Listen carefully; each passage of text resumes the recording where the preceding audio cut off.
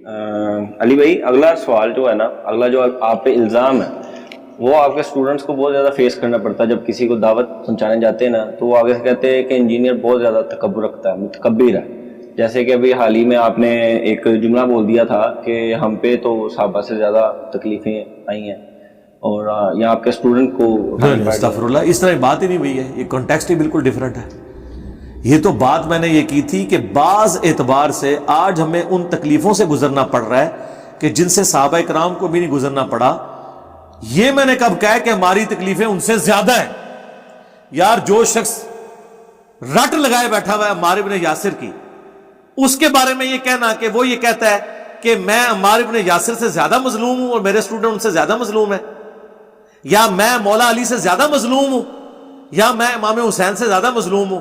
مجھے بتائیں ہمارا کون سا اسٹوڈنٹ ہے جو میرے بارے میں یہ گمان کرے کہ جن ہستیوں کے دفاع میں کھڑا ہوں میں اپنے آپ کو ان سے زیادہ دین کے حوالے سے سمجھتا ہوں کہ میری قربانی ہے. یہ تو آؤٹ آف کوسچن ہے. تو میں جب یہ بات کروں کسی کانٹیکسٹ میں نے بات کی تھی، میں نے یہ بات کی تھی اس طرح کئی ایک چیزیں. مثلا میں ابھی بات کرتا ہوں بے حیائی کے معاملے میں. اس وقت جس آزمائش سے ہم گزر رہے ہیں، کیا صحابہ کرام اس آزمائش سے گزرے؟ تو ٹھیک ہے، تسی سارے بھی فتوے چ آ گئے ہو، آؤ آ گئے ہو گیڑے چ. کیا صحابہ کرام جب روڈ پہ نکلتے تھے تو ان کو 40 بائی 40 فٹ کا ایک بے پردہ عورت کا بینر نظر آتا تھا؟ ان کے لیے بد نگاہی سے بچنا زیادہ آسان تھا بنسبت ہمارے تو موبائلوں میں آیا ہوا ہے، ہم تو لیپ ٹاپس میں پڑھتے ہیں. تو اگر میں یہ جملہ بولوں کہ بے حیائی کا جو فتنہ ہے جس طریقے سے آج ہمیں آزمایا جا رہا ہے، صحابہ کرام بھی اس آزمائش سے نہیں گزرے. اور وہ بھی کئی اعتبار سے سرکار، صحابہ کرام کی تو 4 تو بیویاں ہوتی تھی، 20 لونڈیاں ہوتی تھی. تو آڈا ایک بیاہ نہیں ہوتا. 30 سال عمر ہوگی، بچوں کی شادی نہیں ہو رہی. صحابہ کرام کی 15 سال کی عمر میں شادی ہو جاتی تھی. ذرا اس بے حیائی کے فتنے کو اور سیکس کو کنٹرول کرنے کے اعتبار سے دیکھیں تو ہماری جو آزمائش ہے نا، اس کا 100واں حصہ بھی صحابہ کو نہیں گزرنا پڑا، بلکہ ان کے لیے تو بڑی آسانی تھی. لاجیکلی لے جائیں گورے کی عدالت میں، ٹائم قیامت تک جائے ثابت کرو. تو اس پہ میں کیا کہوں گا کہ صحابہ کرام سے ہمارا مرتبہ بڑھ گیا. بھائی ایک فیلڈ کی بات کی ہے نا، لیکن اگر آپ قتال کی تکلیفیں دیکھیں تو سرکار میں نے تو صحابہ کرام کی زندگیوں پہ ویڈیوز ریکارڈ کرائی ہیں. ابو ذر غفاری ہے جی، ہم نے ہی بتایا نا کہ کیا تکلیفیں تھی. سعد ابن ابی وقاص کی قادسیہ ہم نے ڈسکس کی ہے نا. خالد ابن ولید کی یرموک ہم نے ڈسکس کی ہے نا. تو ہم ان باتوں میں کہہ رہے تھے کہ جی ہم ان کو پیچھے چھوڑ گئے؟ نہیں، نعوذ باللہ.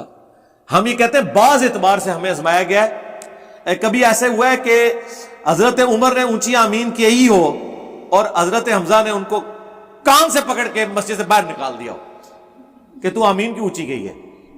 ہوا ہے کہتے؟ تو ہمارے ساتھ تو ہو رہا ہے.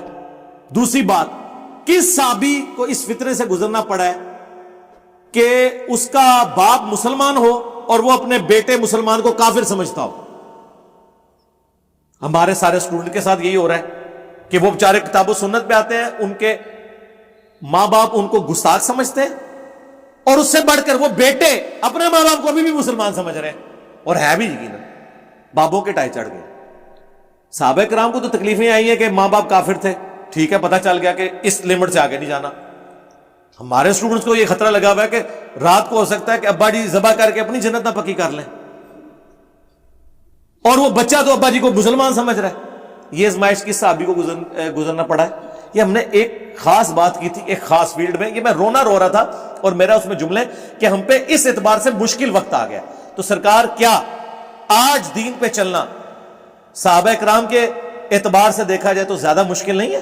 میں نے کہا تھا ہم پہ یہ مشکل وقت آ گیا.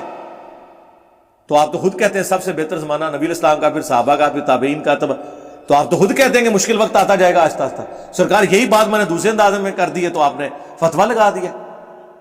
اس سے بڑی بات اگر کوئی کہتا ہے اس کو حدیث سے ثابت کریں تو سنیں جناب، ترمذی میں حدیث ہے، نبی الاسلام نے فرمایا جب دین میں فتنوں کا دور آئے گا، جو شخص دین پہ چلے گا اور صبر کرے گا اسے 50 بندوں کے برابر اجر ملے گا.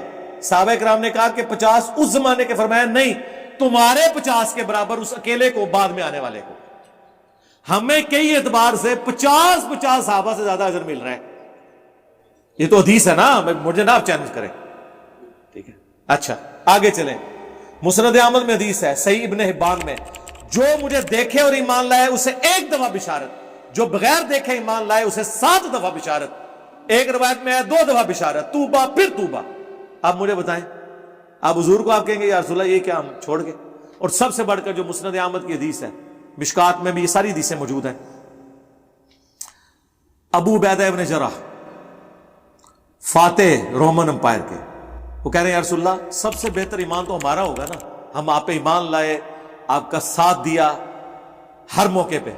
आपने फरमाया बेहतर ईमान उन लोगों का होगा जो तुम्हारे बाद आएंगे, जो मुझ पर ईमान लाएंगे हालांकि उन्होंने मुझे नहीं देखा होगा।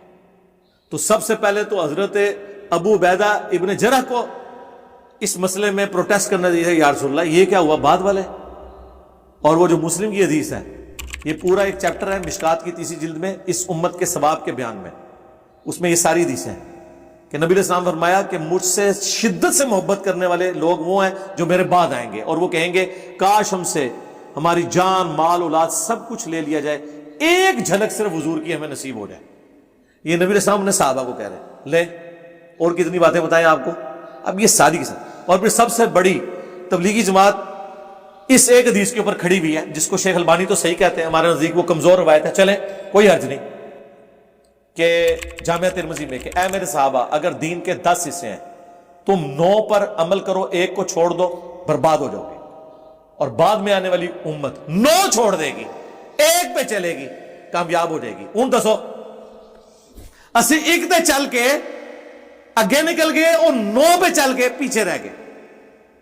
इस पे तबलीगी जमात खड़ी है ना जी, यही बयान करते हैं ना वो, ये फज़ाइल माल में भी लिखी हुई है, इसी पे उन्होंने सरोजा निकाला हुआ है, यानी 10 दिन में एक दिन, 20 दिन में दूसरा, और महीने में वो एक सरोजा कहते हैं। वो कैलकुलेशन इस तरह उन्होंने की हुई है। वो कहते हैं होना तो चाहिए कि पूरा महीना हो, तो साहबा पूरा महीना लगाते हैं ना, हम 3 दिन लगा लें।